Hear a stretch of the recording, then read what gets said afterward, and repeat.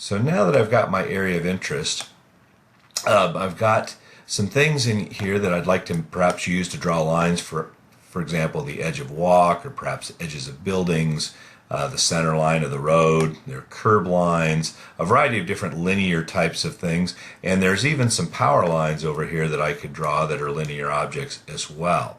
And how you approach those kind of depends on the object and stuff. But in addition to those, I've got all kinds of extra stuff. I've got parked cars and trees and vegetation. So now that I've created my area of interest region, what I'd like to do is I'd like to classify those regions so that I can isolate what it is I'm interested in. So what I'm going to go ahead and do is I'm going to go ahead and, again, under the Point Clouds tab, select this option called Classify Regions.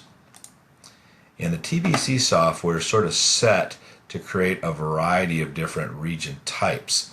So to begin with, I need to select my region. I could either drag a big box around this at this stage of the game, or an alternative method, which is perhaps faster, is to go to my Project Explorer, go to my point cloud region. In this case, I just want to select everything in my area of interest. So I'm going to go ahead and click on that. You'll see it's turned orange and it's got selected. And I'm simply going to go over here and hit Extract. You'll see a progress bar go by at the bottom of the screen, and that's going to take just a moment.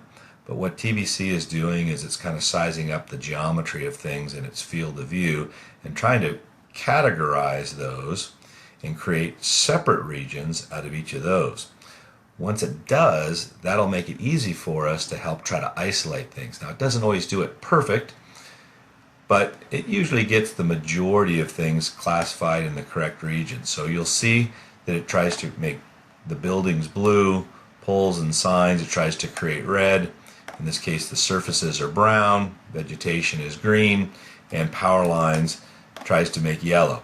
Now, sometimes it doesn't quite know how to make that out. You'll see some power lines here that are green instead of yellow. We could go and clean that stuff up.